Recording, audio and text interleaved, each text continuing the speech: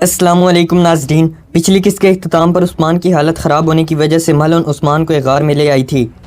اس قسط کے آغاز میں عثمان درد میں تڑپتے ہوئے ملعون سے کہتے ہیں، میرا زخم ناقابل برداشت ہے، جلدی کرو۔ ملعون عثمان کے پاس آتی ہے اور عثمان کے جسم میں لگے دونوں تیروں کو کھینچ کر باہر نکال لیتی ہے۔ ملعون عثمان کا جنگی لباس اتار دیتی ہے اور پھر عثمان کی قمیض پھاڑ کر ایک گرم کیا ہوا خنجر عثمان کے زخموں پر رکھتی ہے تاکہ خون کا بہاؤ رک جائے۔ زخم کی سکائی کے بعد ملعون اللہ سے دعا کرتے ہوئے کہتی ہے، یا اللہ عثمان کو طاقت عطا فرما۔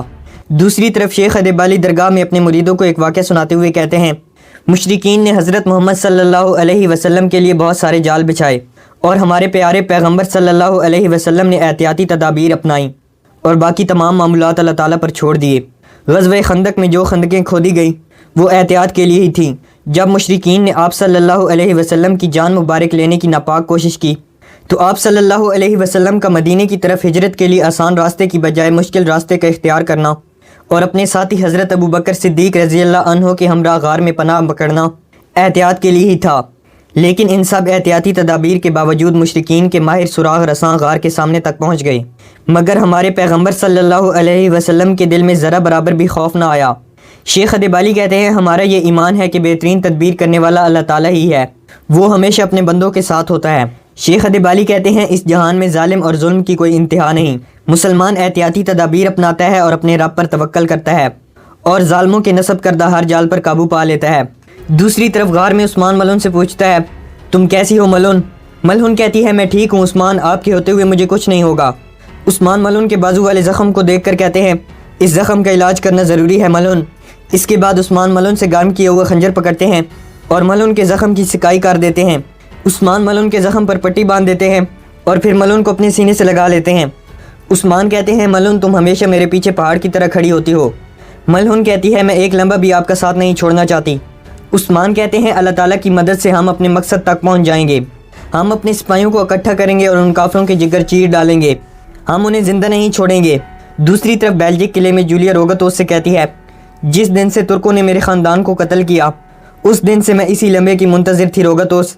میرا ایک دن بھی ان کو قتل کرنے کے بارے میں سوچے بغیر نہیں گزرا اور اسی لیے میں نے اپنے موت کے فرشتوں کی تربیت کی، ان میں سے ہر ایک ترکوں کو قتل کرنے کی فطرت لے کر پیدا ہوا ہے۔ روگتوس جولیا کے پاس آتے ہوئے کہتا ہے، میں جانتا ہوں تم ایک حیرت انگیز جنگجو ہو اور تمہارے سپاہی بھی تمہاری طرح ہیں اور تمہارا سب سے بڑا ہتھیار انتقام لینا ہے۔ جولیا کہتی ہے، میرے خاندان نے موت کو گلے لگایا تاکہ ترک ان سرزمینوں میں داخل نہ ہو سکیں۔ اب ان کا ادھورا چھوڑا ہوا کام میں پورا کروں گی، میں ان سرزمینوں سے ترکوں کا نام و نشان مٹا دوں گی۔ روگتوس کہتا ہے، مجھے اس معاملے میں تم سے بہتر کوئی نہیں ملے گا، اس سے پہلے کہ بہت دیر ہو جائے تم اپنا انتقام لوگی۔ غار میں عثمان اللہ تعالیٰ سے دعا مانگتے ہوئے کہتا ہے، یا رب تمام مشکلات سے میں آپ کی پناہ مانگتا ہوں۔ آپ نے حضرت ایوب علیہ السلام کی مشکل بیماری کی دوا دارو کی، حضرت یونس علیہ السلام کو مچھلی کے پیٹ میں زندہ رکھا، حضرت یوسف علیہ السلام کو کنویں سے نکالا اور ہمارے پیارے پیغمبر حضرت محمد مصطفیٰ صلی اللہ علیہ وسلم کی مشرکین کے ظلم سے حفاظت کی۔ عثمان دعا مانگتے ہوئے کہتے ہیں، یا اللہ اپنے انبیاء کرام اور اولیاء کی حرمت کے صدقے ہماری مدد فرما، اپنے سپاہیوں کو صحیح سالم تلاش کرنا میرا مقدر بنا اور کفار کے ہاتھوں شہید ہونے والوں کا انتقام لینے کے لیے ہمیں زندگی عطا فرما۔ عثمان کہتے ہیں، ہمارے پاس آپ کے در کے سوا کوئی دوسری چوکھٹ نہیں ہے، یا اللہ ہمیں اپنی چوکھٹ سے خالی ہاتھ نہ لوٹانا۔ دوسری طرف جولیا ایک زہر تیار کر رہی تھی۔ جولیا کچھ چیزوں کو ملا کر ایک خطرناک قسم کا زہر تیار کرتی ہے اور کہتی ہے، ترکوں میں اپنے ہاتھوں سے تمہارا خاتمہ کروں گی۔ جولیا زہر کو ایک پینسل نما تیر پر لگا کر کہتی ہے، ترکوں نے مجھ سے میرا خاندان چھینا، اب میں تم سب کو اس زہر کے ذریعے ختم کر دوں گی۔ اس کے بعد جولیا ایک آلے کی مدد سے پھونک مارتی ہے تو وہ کانٹے دار تیر دیوار میں جا کر چپک جاتا ہے۔ کئی قبیلے میں گندوز استاد داؤد اور باقی لوگوں کے ساتھ تجارت کے معاملے پر بات چیت کر رہے تھے۔ کمرال ابدال کہتے ہیں، الحمدللہ عثمان صاحب تمام ترکوں کے لیے امید بن گئے ہیں۔ سلجان کہتی ہے، تجارتی قافلے عثمان کی غیر موجودگی کا فائدہ اٹھانا چاہتے ہیں، احتیاطی تدابیر اپنانا مت بھولنا گندوز۔ گندوز کہتا ہے، والدہ آپ فکر مت کریں، سپاہی انہیں آنکھیں تک نہیں کھولنے دیں گے۔ استاد داؤد کہتے ہیں، اللہ تعالیٰ کے حکم سے ہم بھی یہیں پر ہیں، آپ اپنے دل کو سکون میں رکھیں سلجان خاتون۔ جنگل میں کچھ لوگ تیل والے ڈرام لے کر کائی قبیلے کی جانب آ رہے تھے۔ اسی دوران جولیا ان کے سامنے درخت سے کود پڑتی ہے اور پتھروں میں چھپے جولیا کے آدمی بھی سامنے آ جاتے ہیں۔ جولیا اپنی تلوار نکال کر کہتی ہے، کوئی زندہ نہیں بچے گا۔ اسی دوران درختوں پر بیٹھے جولیا کے کچھ آدمی زہر والے کانٹے دار تیر پھینک کر تاجروں کو مار دیتے ہیں۔ جولیا اس تجارتی قافلے کے سردار کے پاس آتی ہے تو قافلے کا سردار کہتا ہے میں روگتوس کے لیے کام کرتا ہوں۔ جولیا اپنی تلوار اس آدمی کی گردن پر رکھ کر کہتی ہے تم زندہ رہو گے کیونکہ تم ہمارے لیے فائدہ مند ثابت ہوگے۔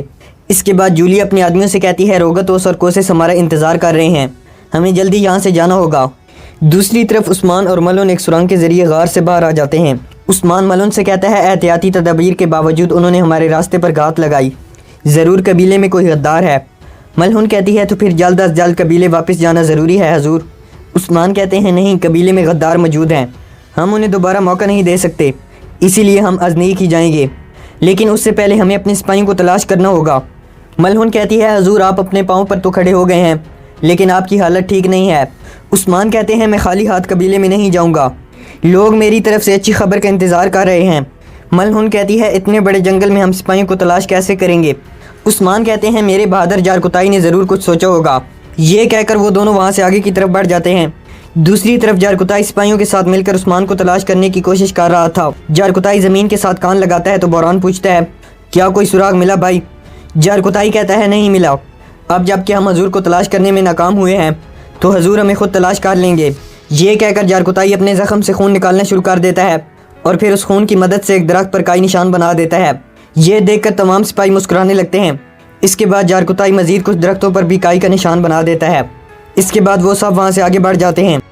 دوسری طرف جنگل میں کوسس کچھ ڈرموں کا جائزہ لیتا ہے اور روگتوس سے کہتا ہے تمہارے بڑے نے اچھا کام کیا ہے، اب کائی قبیلے میں داخل ہونے کے لیے ان تجارتی گاڑیوں پر قبضہ کرنے کے سوا کچھ نہیں بچا اور یہی آپ کے خوبصورت فرشتوں کا مشن تھا۔ اسی دوران جولیا اور اس کے آدمی تیل والے ڈرم لے کر وہاں پہنچ جاتے ہیں۔ جولیا گھوڑا گاڑی سے نیچے آ جاتی ہے اور کہتی ہے معزز قلعے داروں ہم قبیلے میں داخل ہونے کے لیے تیار ہیں۔ کوسس پوچھتا ہے اور زہر؟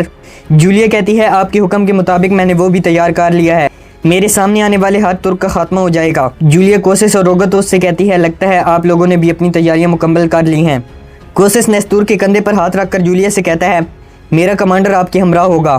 جولیا سیٹی بجاتی ہے تو جولیا کے آدمی وہاں پہنچ آتے ہیں اور تیل والے ڈرموں کو خالی ڈرموں سے بدل دیتے ہیں۔ دوسری طرف ماری اپنے سپاہیوں کے ساتھ ترگت کے قبیلے میں پہنچتی ہے۔ ترگت ماری کو دیکھتے ہی ماری کی طرف آ جاتا ہے۔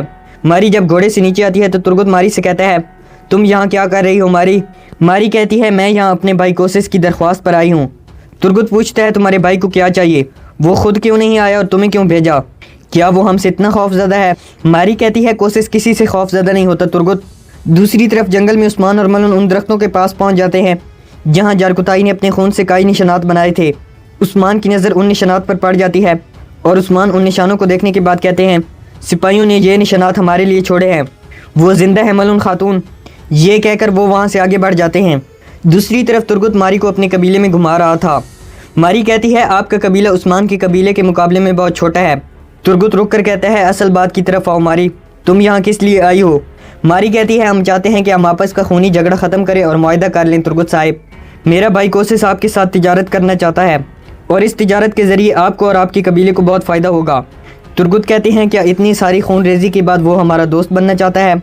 ماری کہتی ہے میں تمہیں تلخ ماضی کو بھلانے اور بہتر مستقبل کی طرف دیکھنے کا مشورہ دے رہی ہوں ترگت کہتے ہیں جس ماضی کو تم بھلانے کا کہہ رہی ہو وہ میرے شہید ہونے والے سپاہی ہیں اور میں اپنے شہید سپاہیوں کو کبھی نہیں بھولوں گا۔